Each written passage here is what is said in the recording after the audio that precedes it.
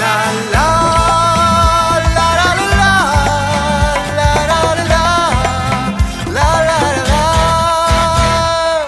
राहुल राहुल तन के साथ मन को जगाओ वी-गार्ड वाटर हीटर्स के संग V-Guard.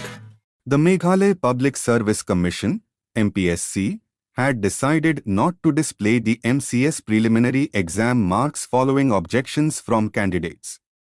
The decision came a day after the Khasi Students' Union (KSU) staged a sit-in protest against alleged irregularities in the MCS preliminary exam, MPS personal interview and appointment of statistical officers in the veterinary department.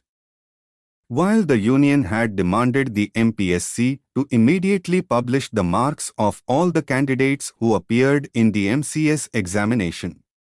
After the commission did not display the exam marks, Khasi Students' Union (KSU) workers on Wednesday staged a sit-in protest in front of the MPSC office and burnt the effigy of the commission.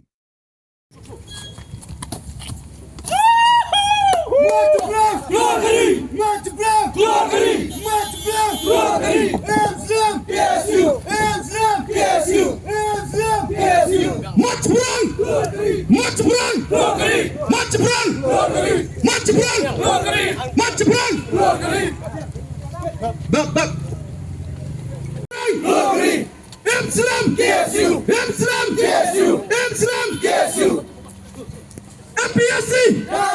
MPSC! MPSC! MPSC! MPSC! MPSC! MPSC!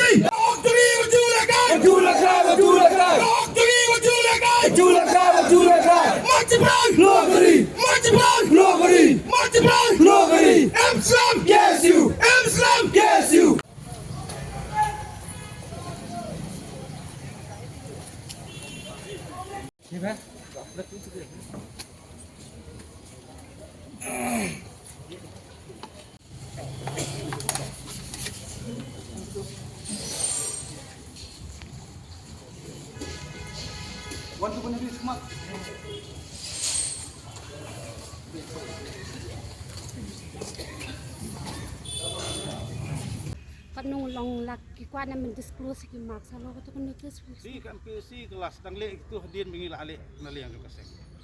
Ke persang belek kelai. Persang bes hapan konsen swa konsen swa kunta. Dam dei bakai kaki ki kaseng kenemi itu tu.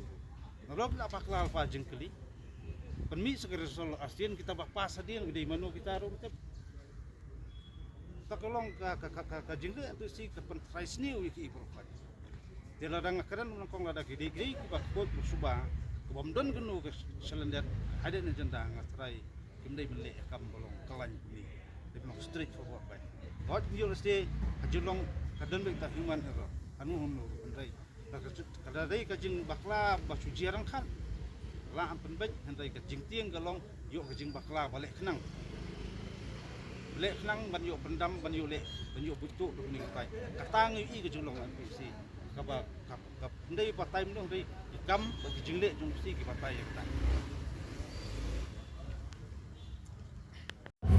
kapa ngisem kum kaseng mata ngin song ba ni ngin ap karai ka MPC ka jubak lo timat kendwa pengila hak jik sok la bulsin la kenduk markhmat tu kila kular ban lek kum ta ni lami ini lam tu ka kamera chairman bos sekretari tang hadin di kentang i bakal apa kongpong karai tinggal sengoba kini ki persang ban ken kelung kena bat kuak ban lek kai bat ke future ni pun samlah po jelas po kemun ngilak penong ke KSU ke dawahi ban